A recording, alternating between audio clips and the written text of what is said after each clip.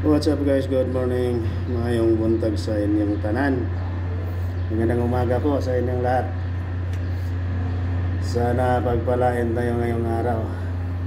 Maraming salamat sa Panginoon nga binigyan pa tayo niya ng buhay ngayong hanggang ngayong umaga. Nagising pa tayo ng matiwasay sa pagtulog natin ng gabi. Kain po tayo, almusal po tayo.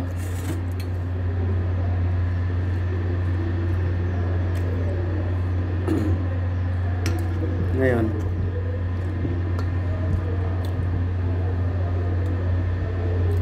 sa mga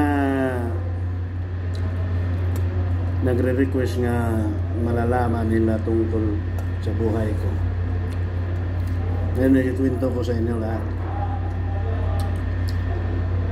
Iwan ko kung matatapos ba kaya ito. Iusin natin camera. Habang kumakain ako,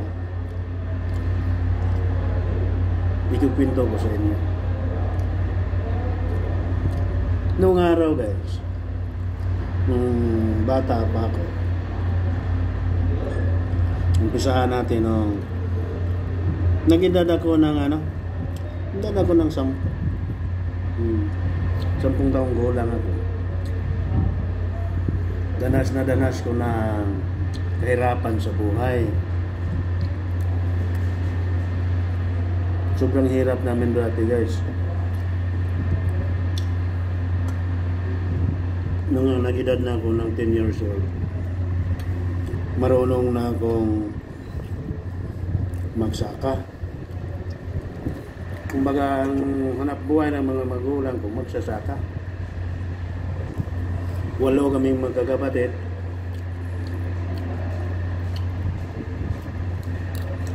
Nag-aaral na ako doon. Bago ako pumasok, mag-araro muna ako. Mag-araro muna ako noon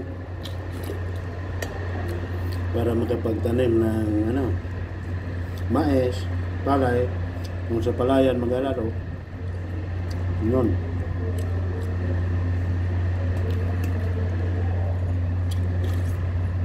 Kain tayo.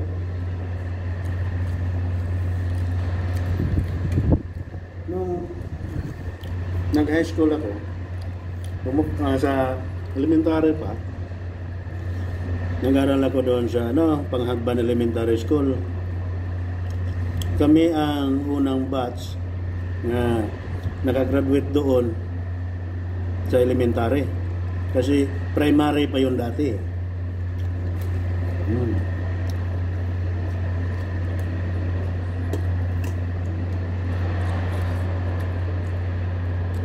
Lingid sa kahirapan sa buhay, kasi pagsasaka lang hanap buhay.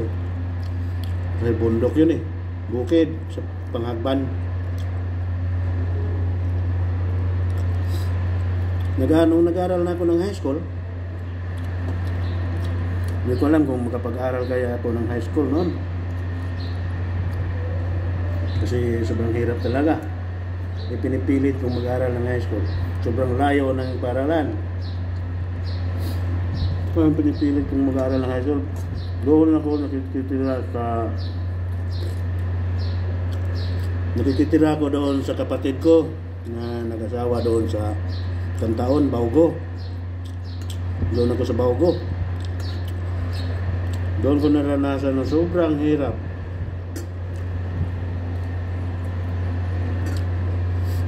Papunta sa paralan kung panahon ng tag-ulan, magbaha yung malaking sapa. Simula first year high school ako noon, magbaha galing sa bukid. Ang lakas, ang lalim. Pati yung mga palayan na dadaanan namin.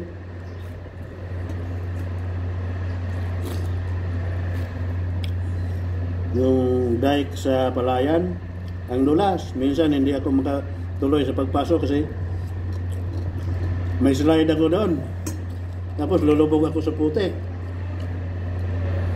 Wala na. Wala nang uniforme, puro putik na.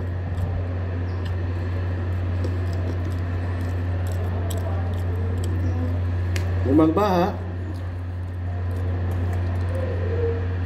doon kami dadaan sa tulay. Nag-iisang tulay lang yun. Napakalayo doon sa Taytay.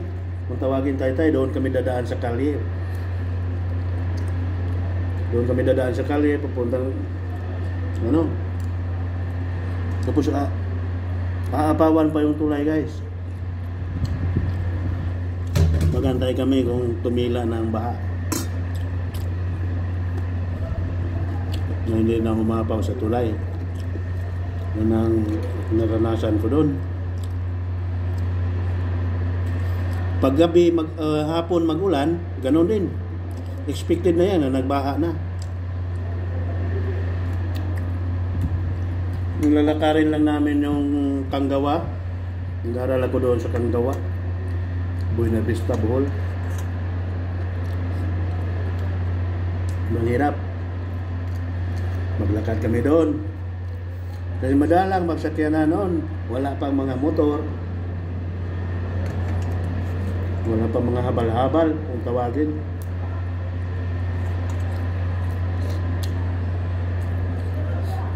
Kung magabang pa ng sakyanan, mas lalong malit yung Hatrad at saka FM ang bahas noon, dadaan. May mga jeep, pero kunti lang, madalang. Lakad talaga.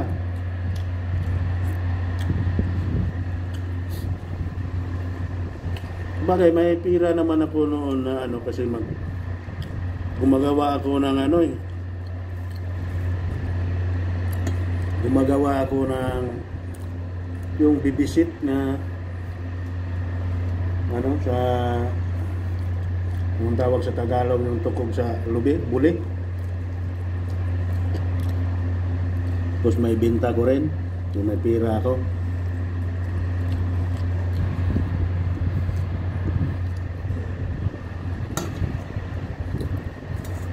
Tapos basta Sabado,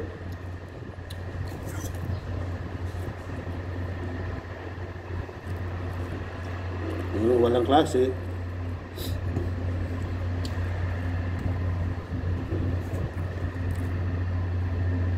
Gagawa ako ng yung bibisit para may binta na naman. Magagawa ako ng 20 piraso, may pera na. Ngayon,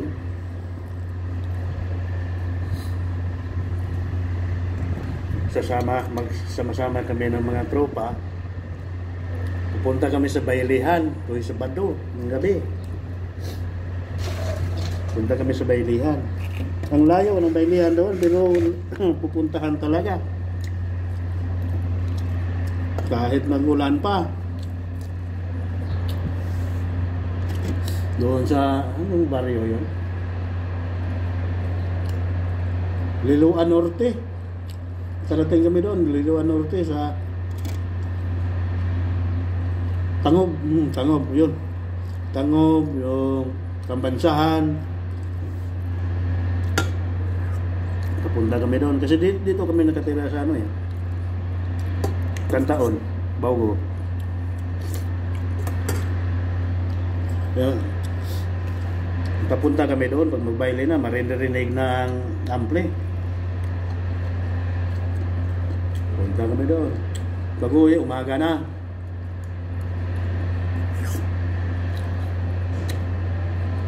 Linggo na. Tapos tulog konti, gawa na naman ng bibisit, yun lang. Tapos kinabukasan, bibinta, diretso na sa paralan. Sa taot pala nila ni yung nang lagi kong kasama dati, si papuntang eskwelahan, si Rodrigo Logronio. Nandiyan na ngayon sa Maynila. Siya taot sa'yo. Si yung babae, si Tristy Torrijos, anak ni Kadyo, naning Kadyo.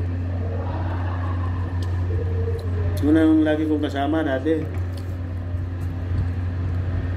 Hindi ako mag-absent noon. Maka-absent lang ako kung ano, kahit ang layong lalakarin namin. Maka-absent lang ako kung madulas ako doon sa palayan.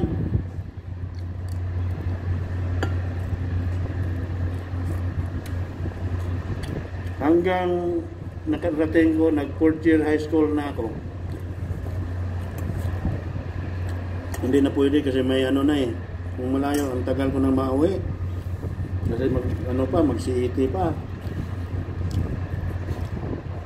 Ngayon, nag-upa kami ng bahay doon kasama yung kapatid ko doon sa kamag-anak lang din namin doon sa Kanggawa, likod sa paralan,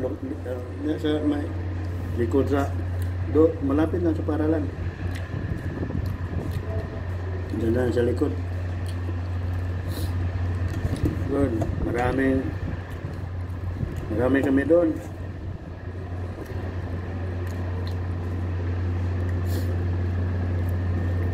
Hanggang natapos ko ang 4th year high school. Doon ako. Nag-shout out nga pala doon sa kasama namin mga boarders doon. Andoon na ngayon sa Kuwait si Cecil Torricosa.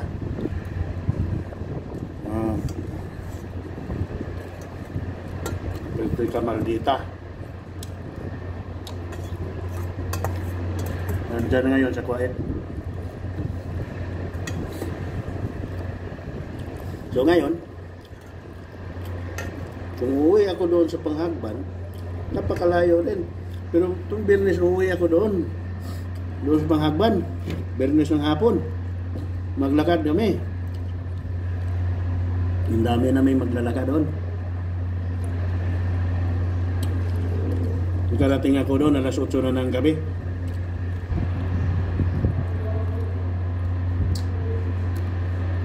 Bahay.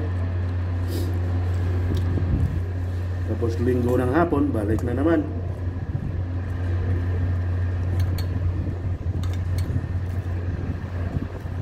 Natapos ko ang high school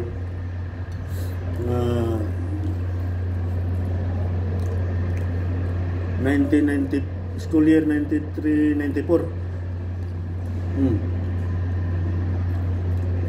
Edad ko nun 16.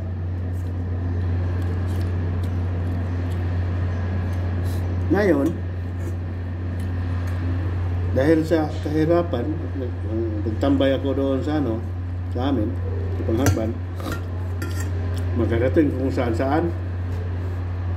Sa pista, punta, lalo na pag Mayo, punta, walang uwian na yan sa bahay. Kung saan ang baile, doon. Karating na noon sa pinaka layo sa Danau. Kaya saan na mapunta, naisip ko,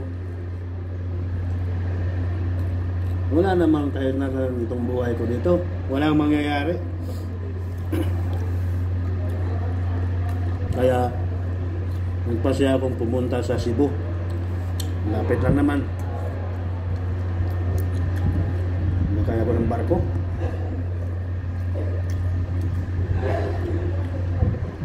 Pagdating ko sa Cebu, wala akong hindi ko alam kung saan ang trabaho yung kapatid ko, yung kapatid kong babae.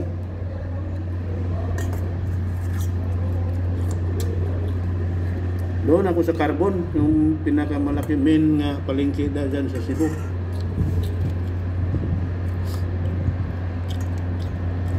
Ginawa akong body-body sa mga pulis.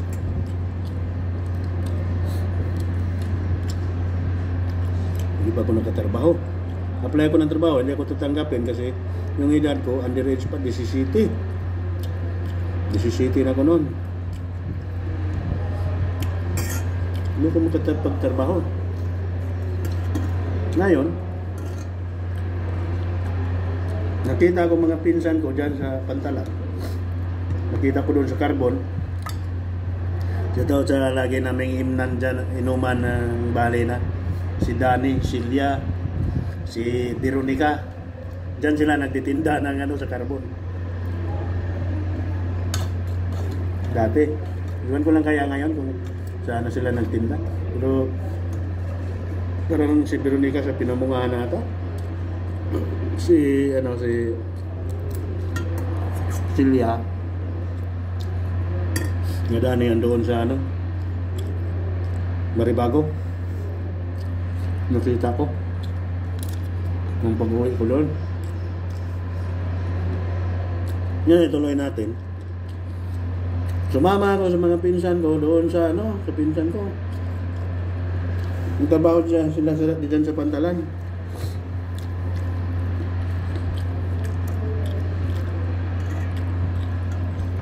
Ngayon, ginawa ko nilang helper doon. Ang alikabok, grabe, alikabok. Kasi sunblast ang trabaho.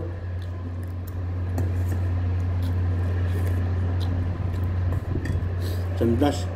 Hanggang na nagiging sunblaster ako. Tumira na ako ng mga barko.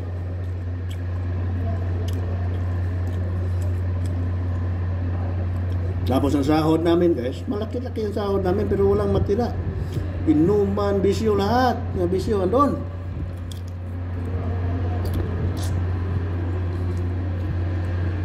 Pumunta kami sa mga bar.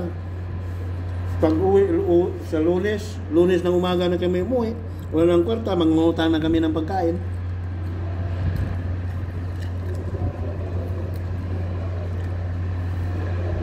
Ngayon, araw ng linggo,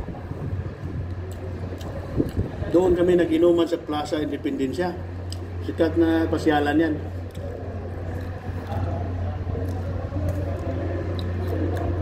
Nagkatagbo kami doon ng kapatid kong babae. Pinagalitan niya ako kasi ang payat-payat ko. Tapos ang haba ng buhok. Parang tapos lasing pa. Doon lang kami makaupo sa Plaza Independencia, andong inom beer.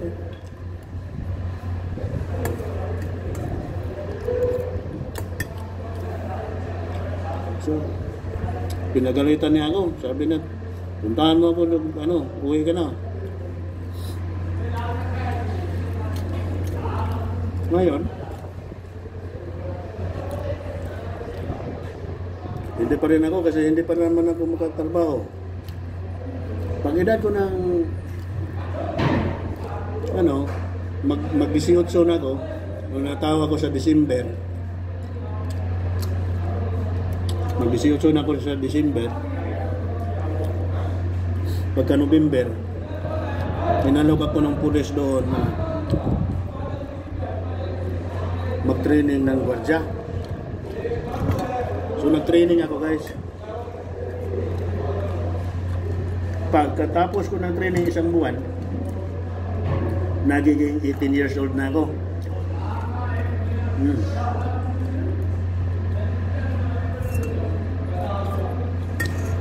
Doon na, lumapit na ako sa kapatid ko kasi hindi na ako nagtatrabaho eh. Sinuportahan niya ako ng pagkain, pamasahe. Ngayon, pagkatapos ko ng training, graduate na, doon sa Susya pa itong training center dati, 1996.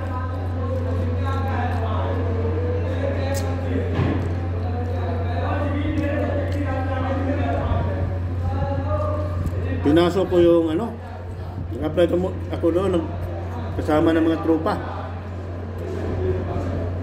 Apply ako sa agency nga, agency yun, Centurion, hindi ko talaga makalimutan yun, Centurion, pagmamayari ni Atty. Mendez.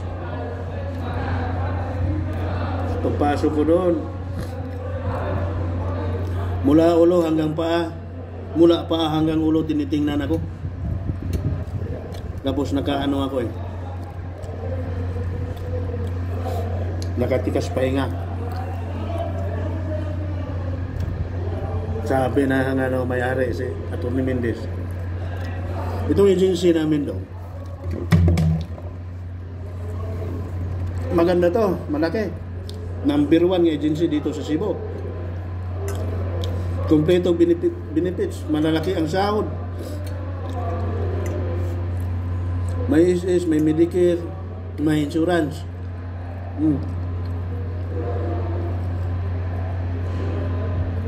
Pero kung tatanggapin kita, saan kita ilalagay? Ang liit-liit mo, ang payat-payat mo pa.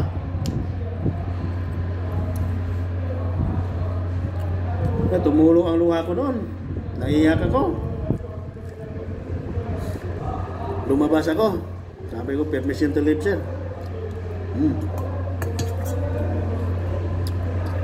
Hindi na ako bumalik.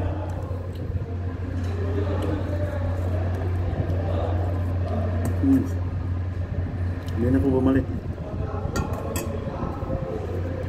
Ngayon, hinahanap ako ng pulis. Napunta ako doon sa ano,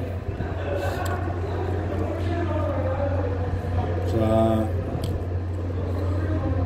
agency. May agency pala doon, si Colonel Alisna, ang may-ari, yung ASDA.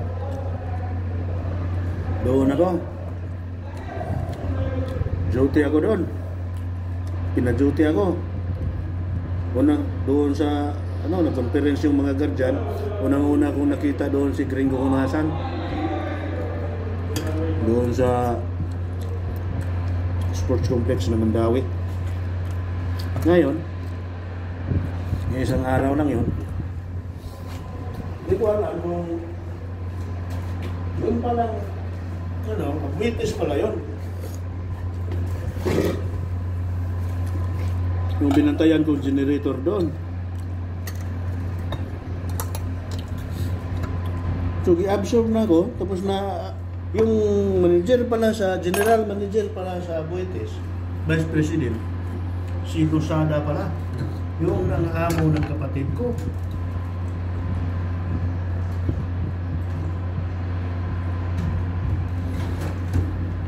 Excuse me, guys.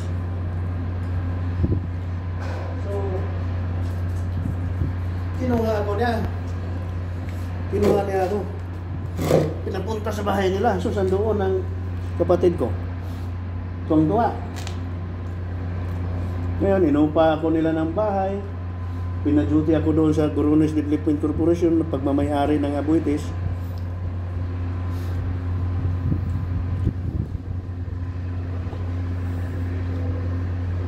Hanggang ngayon ano, inalok ako ng paaralin ng college.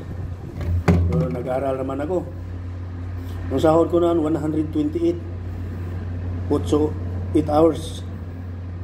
Nag-aaral ako sa University of the Visayas, UB. Aral ako ng CREM. Ngayon,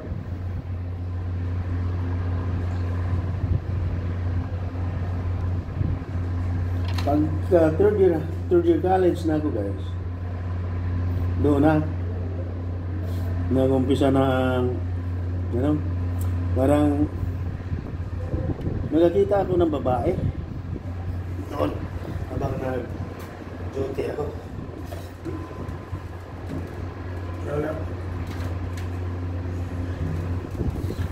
Sa pusa hanggang nasyuta ko ngayon.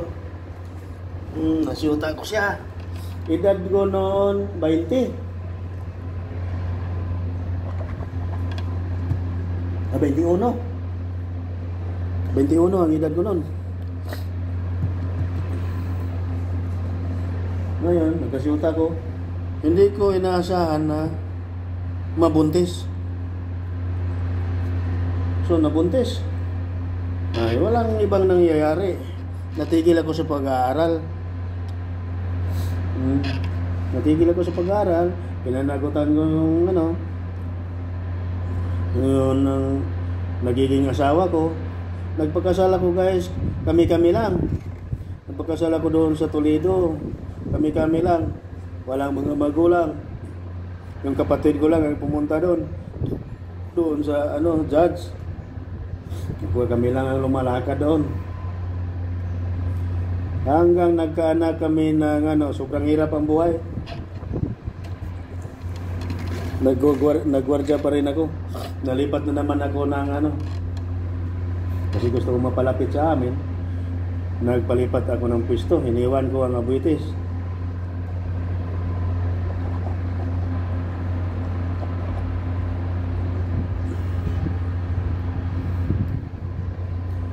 Sobrang hirap ang buhay. So, doon na na-assign ako kahit saan. Nakapunta ako ng Davao, nakapunta ako ng Leyte, Bukidnon. Kahit saan ako mapunta nun. Nagkaanak kami ng 3. Napunta ako noon sa Davao, doon ako na-assign. Sa Abuitis pa rin. Bumalik na naman ako sa Abuitis. Hanggang umuwi, nag-resign, nagnegosyo ako ng ano doon sa Bohol, ng tuyo. Maganda sana ang kitaan, kaso nakakapagod. Tapos na ako, na-discourage na nga ako dahil sa mga family problem, ganyan. Tumigil ako, bumalik na naman ako sa pagwardya. Doon ako sa agency ni Judge Dikdikan.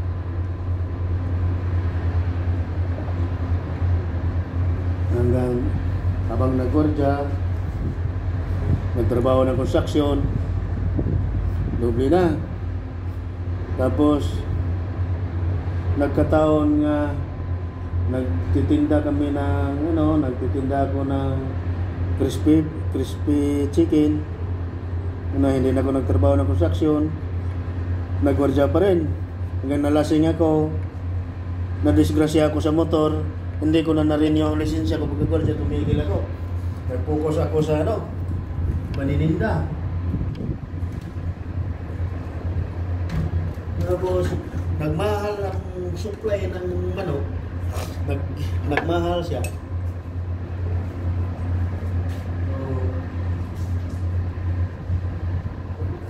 Nagmahal din ang mga upa sa pwestuhan. May kinsing tindahan kami noon.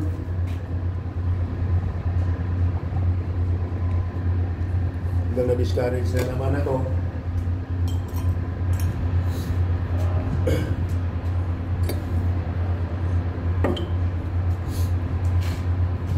Kasi nalulong ako sa bisyo dati.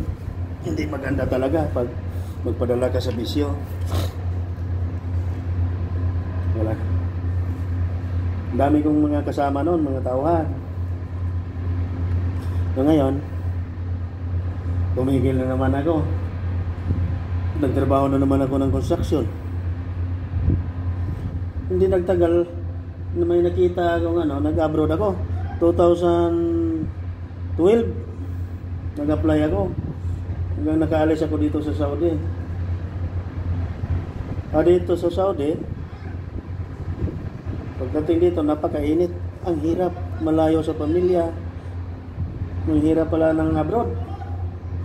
Pero tinitiis ko hanggang ngayon. Nandito pa rin ako. Nandito pa rin ako.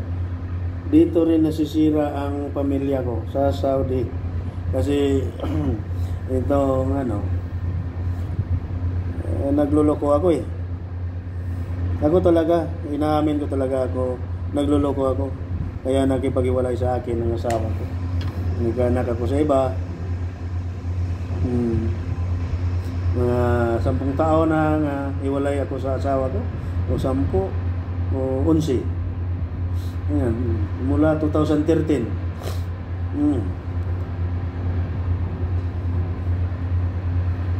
Simula 2013. Pero hindi ko pinabayaan ang mga anak ko. Pinangaral ko hanggang ngayon, nakatapos sila. May anak ako sa iba, mga babae. Diyan ngayon sa Laguna. Tapos naghiwalay na naman kami ng kasi gusto ko umuwi doon sa amin. Umuwi talaga ako. Gusto ko makipagbalikan sa asawa ko, ayaw na. Wala akong magagawa. Ako naman ang nagkasala. Di tayo ang umunawa. Ganun lang. Hanggang ngayon, abangan nyo pa ang ibang mga istorya sa buhay ko, guys. Bye-bye. Didiritso-diritso ko na lang yun kasi masyadong mahaba. So, salamat sa nakaabot sa dulo ng aking video. Pagpalain kayo ng ating Panginoon. Bye-bye.